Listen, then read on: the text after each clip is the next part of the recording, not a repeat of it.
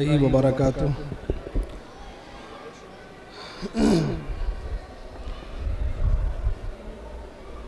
Stage पर तशरीफ़ फरमा उलमाए किराम, आज के इस अज़ीमुश्शान इंटरनेशनल सेमिनार में अपने अपने मक़ालात पेश कर रहे हैं। नाचीज़ ने भी अपने पीर मुर्शिद हुज़ूर बहरुल इरफ़ान मुफ्ती आफ़ाक़ अहमद मुजद्दिदी नक्शबंदी अलैहि रहमतुर रिज़वान की ज़िंदगी के एक अहम पहलू पर मकाला कलमबंद करने की कोशिश की है। यूँ तो इतनी बड़ी शख्सियत के अहवाल को एक साथ एक कम वक्त के अंदर नहीं पेश किया जा सकता, जैसा कि उस्ताद मोहतरम उस्ताजुल अल्लामा हज़रत अल्लामा मुफ्ती आसिफ रज़ा साहब ने हेडिंग के लिए फरमाया। अगर चाहते तो वो खुद उस हेडिंग को पेश कर सकते थे, लेकिन कुछ अहम चीज़ें हैं और कुछ ज़रूरी चीज़ें हैं, यूँ तो इंशाअल्लाह आप हज़रात पढ़ेंगे। किसी भी शख्सियत को अगर रस्मी तौर पर, जैसा कि आज रस्मी प्रोग्राम्स हो रहे हैं और रस्मी काम किए जा रहे हैं, उस ज़ाविये से देखा जाए तो इसमें कोई ज़रूरत की चीज़ नहीं है। लेकिन अगर अहले फ़िक्र है और कुछ इस दुनिया में आकर के कुछ करके जाने का जज्बा रखते हैं, कुछ अल्लाह और उसके रसूल की रज़ा के साथ अपनी आखिरत की भलाई चाहते हैं, तो उनको मैं ज़रूर ये कहूँगा कि मुफ्ती आफ़ाक़ बहरुल इरफ़ान अलैहि रहमतुर रिज़वान दौर के तकाज़ों के साथ एक समझने की और पढ़ने की ज़ात है।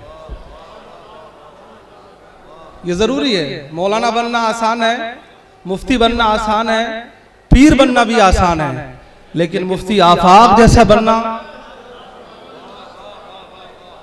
ये शऊर होना कि कौन सी बात कहाँ कहना है, ये फिक्र रखना कि खाना खाना ही काफ़ी नहीं है, फातिहा पढ़ना ही काफ़ी नहीं है, बल्कि जिसने फातिहा कराई है इसकी तरबियत करना भी ज़रूरी है, इसको दीन से जोड़ना भी जरूरी है। अगर ये दुनियादार है तो इसे दीनदार कैसे बनाना है, अगर ये सियासतदां है तो इसे दीन का दर्द रखने वाला, कौम का फिक्र करने वाला कैसे बनाना है, अगर ये मालदार है तो इसका माल मिल्लत के फायदे के लिए कैसे खर्च कराना है, ये सब सीखना है तो बहरुल इरफ़ान मुफ्ती आफ़ाक़ को पढ़ना होगा।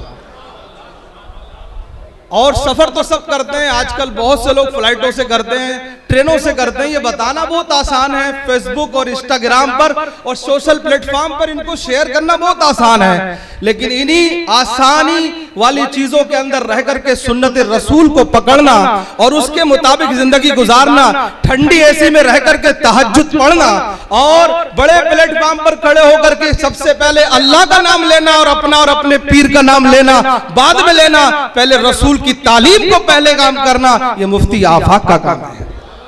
हज़रात गिरामी, ये सारी चीजें आप सीख सकते हैं और ऐसे ही ज़ाविये से पढ़ना चाहिए। इस मामले में हमारे दरमियान में एक मुफक्किर शख्सियत हज़रत अल्लामा मुफ्ती खालिद अय्यूब साहब मौजूद हैं और इस तरह की फिक्री बातें ये करते हैं। मैं इससे मुतासिर होकर के मैंने कई चीजें देखी हैं और मैं यही कहना चाहता हूँ कि रस्मों से हट करके आज कहने को हम कहते हैं लोगों को, हम उलमा, कि वो अब सब रस्मी काम हो रहे हैं, लेकिन अगर कुछ थोड़ा सा अपने गिरबयान में झांक करके देखें, क्योंकि उस हदीस के मिस्दाक सब हैं, कुल्लुकुम राइन मसूलुन वो कुल्लुकुम राइन मसूलुन वो कुल्लुकुम राइन अन रइयतिही औ कमा क़ाल नबी सल्लल्लाहु अलैहि वसल्लम। मेरा कहने का मसला यहाँ पर यह है कि वो हदीस पाक है, हर शख्स मसूल है और हर शख्स से अपनी रियाया के बारे में सवाल किया जाएगा।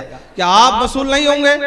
हम सिर्फ स्टेज के जुब्बे कुब्बे तक में जिम्मेदार हैं? नहीं, हर शख्स एक इमाम है तो इमाम से अपनी इमामत की जिम्मेदारी के बारे में पूछा जाएगा, आपसे सवालात किए जाएंगे। कुछ आप कब जवाब देने की कितनी तैयारी कर रखी है, ऐसी तैयारी होना चाहिए कि बहरुल इरफ़ान मुफ्ती आफ़ाक़ ने एक बात कही थी कि क़यामत के दिन अगर मेरे आमाल का मामला जब आएगा और जब हिसाब लिया जाएगा तो मेरे दामन में गुनाह तो निकल सकते हैं, लेकिन अल-जामुअतुल अहमदिया का 1 रुपया नहीं निकल सकता है।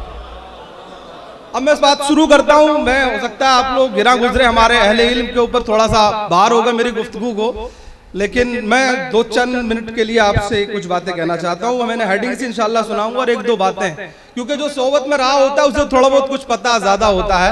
मैं ये नहीं कह रहा मैं ज्यादा दावेदारी कर रहा हूँ, लेकिन मैंने जो समझा वो बताने की कोशिश कर रहा हूँ।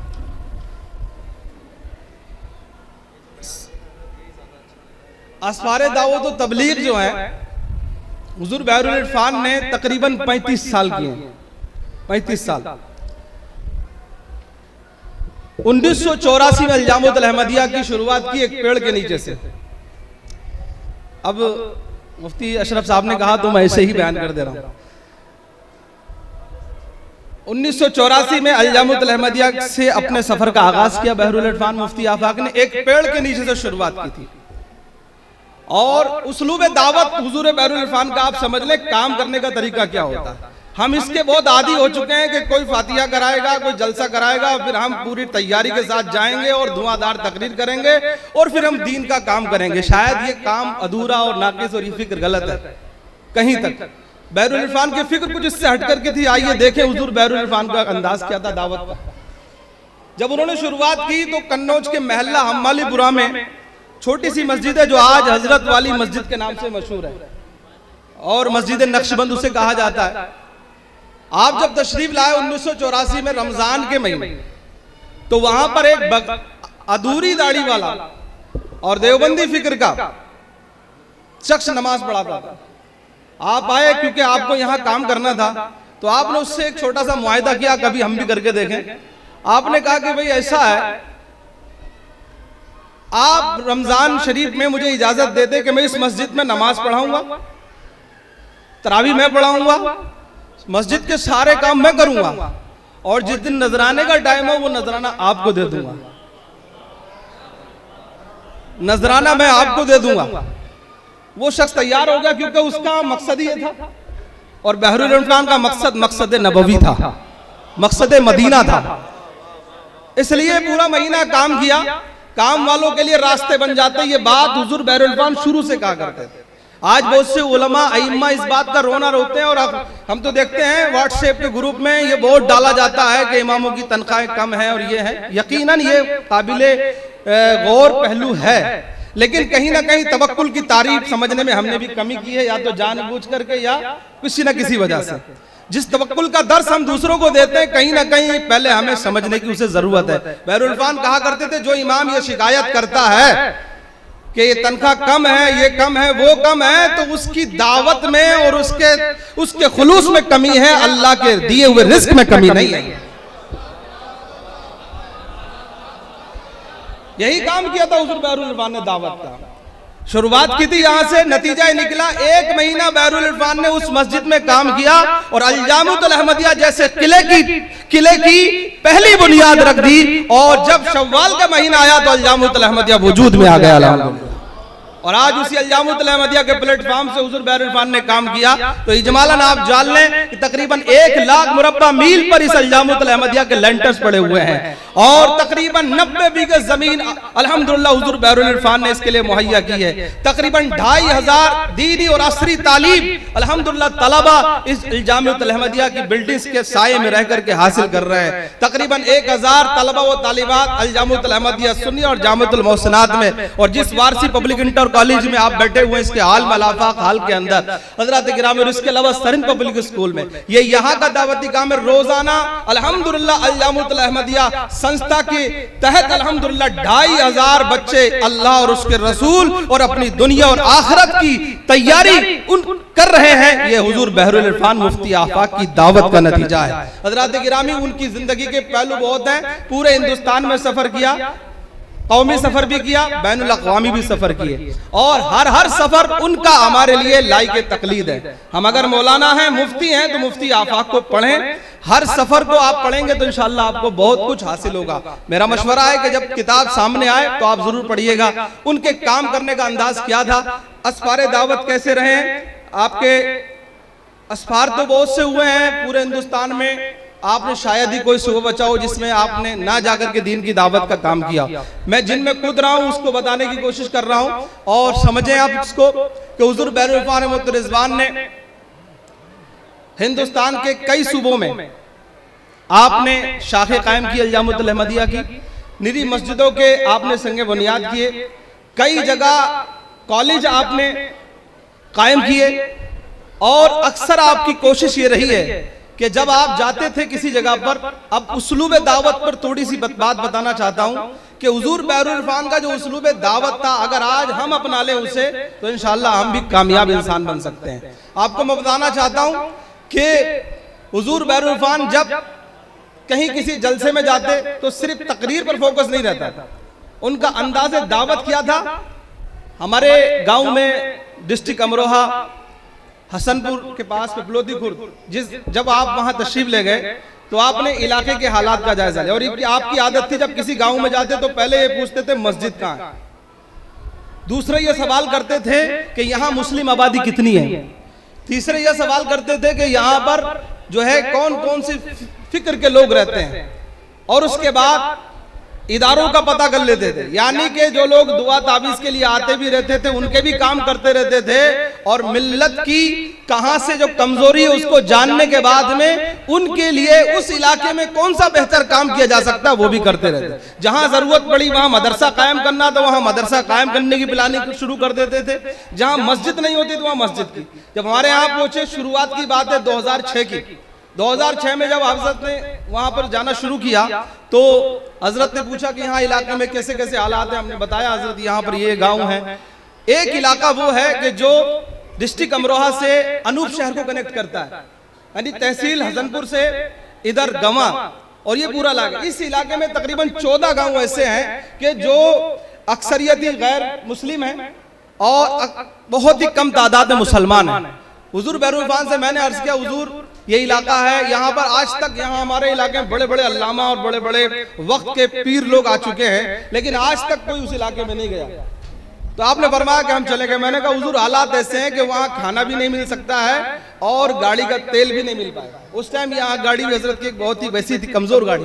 आपने फरमाया ना खाने की फिक्र करो ना गाड़ी के तेल की फिक्र करो, फिर अल्लाह के रसूल के दीन की फिक्र करो। नतीजा ही निकला वो 14 गांव थे। हजरत ने तकरीबन 1 हफ्ते का दौरा था, मुझे याद आ रहा है कि उसी वक्त में आपने सारे गांवों को दौरा किया और सारे गांवों के इमामों को कहा इकट्ठा करो। तकरीबन 3 जगह हजरत ने, ताकि इमामों को आसानी रहे, उनको इकट्ठा किया। रात में मशवरा किया, सुबह को मशवरा किया, फिर शाम को मशवरा किया। इस तरह नतीजा निकला कि जहां जहां मस्जिदें नहीं थी वहां अल्हम्दुलिल्लाह आज मस्जिदें हैं, जहां जहां मदरसे नहीं थे वहां आज मदरसे हैं। आज अल्हम्दुलिल्लाह वो सारे के सारे गांवों में अहले सुन्नत व जमात। ये आप छोटा मोटा काम नहीं, ऐसे न जाने कितने उनके काम रहे हैं और आपने कितने सफर किए हैं। हजरत गिरामी, आज हमें भी सीखने की जरूरत है। हम कहीं जाते हैं और अक्सर फरमाया करते थे कि जब जाओ किसी इलाके में जाओ तो नमाज मस्जिद में जाकर के पढ़ो।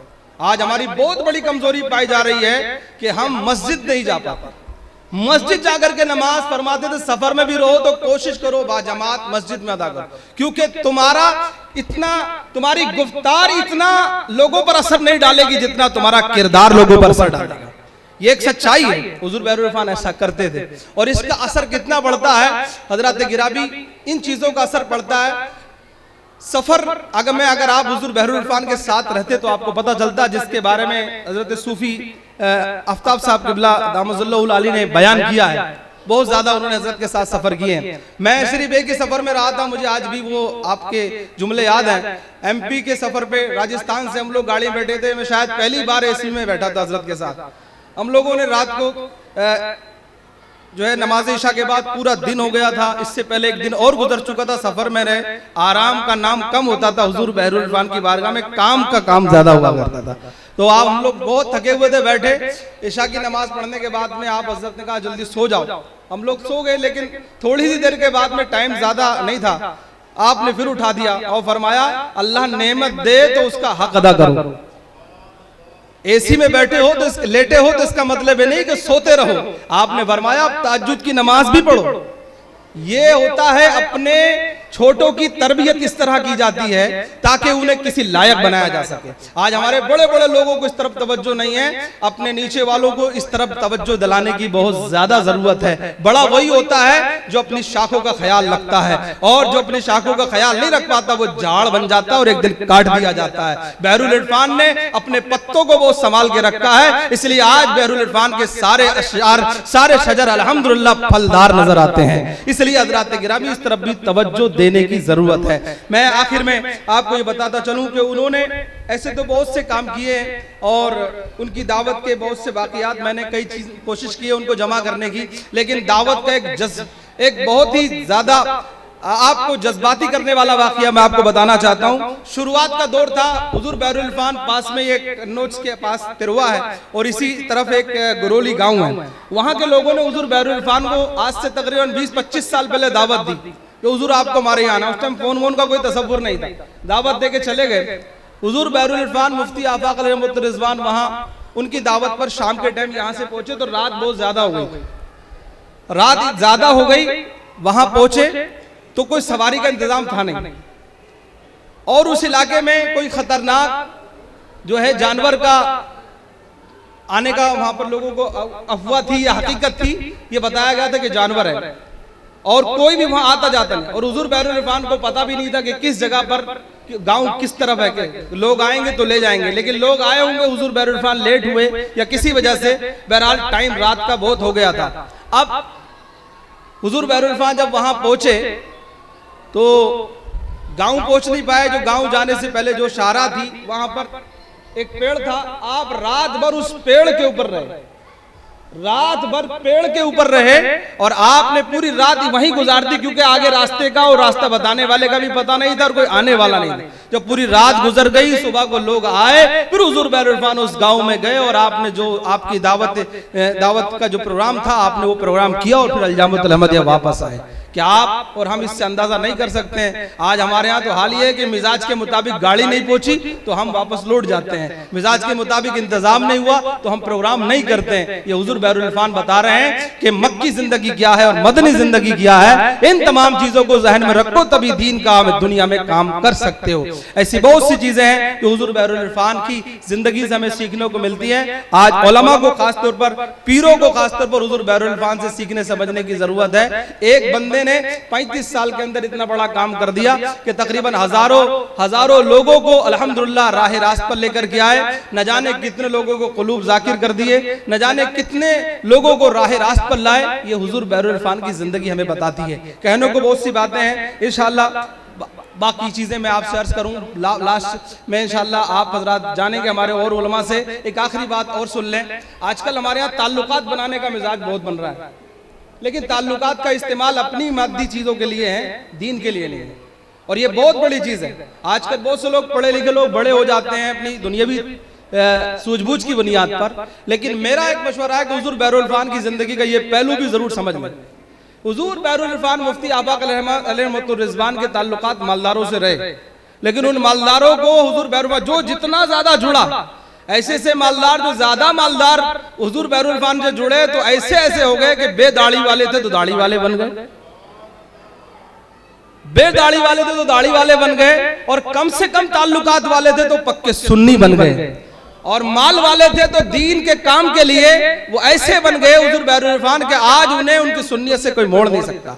मैं माफी के साथ कहूंगा, मैं जिक्र नहीं कर सकता, एक शख्स बैठे हुए हमारे दरमियान में, हमारे जामिया कमेटी के बहुत अहम शख्स हैं, जनाब इंतखाब वारिस हाजी इंतखाब वारिस साहब और बबलू भाई, ये दुबई में इनका ऑफिस है, वहां पर ये काम करते हैं। मैं थोड़ा सा मुख्तसर आपको तवज्जो दिलाने के लिए कह रहा हूँ। ये बंदा कोई मालदार शख्स हो, सबकी ख्वाहिश होती है कि सब हमसे बड़े जुड़े रहें, इन्होंने सबको देखा है, सब इनसे जुड़े रहे हैं, लेकिन आज तक हुजूर बहरूल इरफान मुफ्ती आफाक अलैहि रिजवान से जितना ये मुतासिर हुए, और इन्हें वो वक्त याद है कि जब हुजूर बहरूल इरफान दुबई में इनके साथ गए और इन्होंने जामिया की, इनकी फर्म ने, इनके खानदान वालों ने खिदमत की है। हुजूर बहरूल इरफान ने इनकी खातिर वहां पर, इनका काम के हालात उस टाइम बहुत नासाज थे, उस वक्त हुजूर बहरुल इरफान ने इनके हालात के पेश नजर जब ये अपने माल के सामान को पैक करने के लिए बैठते थे तो हुजूर बहरुल इरफान इनका सहारा देने के लिए इनके साथ बैठ जाते। ये कहते हैं मुझे इतना असर तकरीरों से नहीं पड़ा जितना हुजूर बहरुल इरफान ने 2-3 पैकेट मेरे साथ बैठ करके पैक करा दिए थे, जो आज मेरे दिल के ऊपर वो असरात रखते हैं। ये चीजें तवज्जो देने वाली हैं। इतना तकरीरों का असर नहीं पड़ा जितना हुजूर बहरुल इरफान ने अपनी हिकमत अमली से एक शख्स को अपना करीब कर लिया। ऐसे ही काम करने की जरूरत है। आप सियासतदानों से मिलते थे, आप मालदारों से भी मिलते थे, लेकिन आपका मकसद होता था कि उन्हें दीनदार बना दें। लिहाजा हमें और आपको भी चाहिए कि इसका इस्तेमाल अच्छा करें। अल्लाह ने एक जिंदगी दी है, बड़ी नेमत है अल्लाह की। अगर कुछ करके जाएंगे तो बहरुल इरफान जैसे इंशाअल्लाह अल्लाह के रसूल की बारगाह में इंशाअल्लाह मकबूल होंगे। और अगर सिर्फ अपनी आराम के लिए ये दुनिया की आशाइश से इस्तेमाल की हैं तो भाई याद रखें, स्टेटस होने से या हम इधर बैठे कुछ उधर बैठे, इससे अल्लाह की बारगाह में कोई फर्क नहीं पड़ता है। अल्लाह की बारगाह में तो वही है जो इन्ना करमकुम इंदल्लाहि अत्काकुम का जो है हामिल है, जो इसका मिज़दाक है। इसलिए कभी हो सकता है कि इधर वाले उधर वहां जाकर के कुछ घाटे में नजर आए और उधर वाले इधर कुछ फायदे में नजर आए। बेहतर यही है कि जो राह मुस्तफा जाने रहमत सल्लल्लाहु अलैहि वसल्लम ने हमें दी है उसके मुताबिक इत्तिबाए सुन्नत के जज्बे के साथ यहां से दुनिया से जाएं और मिशन बहरुल इरफान और फिक्र बहरुल इरफान को अपनी दुनिया का सबसे बेहतर जो है उसको मिजाज बना करके इस दुनिया से जाएं। इंशाअल्लाह दुनिया भी कामयाब होगी, आखिरत भी कामयाब होगी। जो मैंने वक्त लगाया उसके लिए माजरत चाहता हूं। अल्लाह ताला मुझे भी और आपको भी अमल की तौफीक अता फरमाए।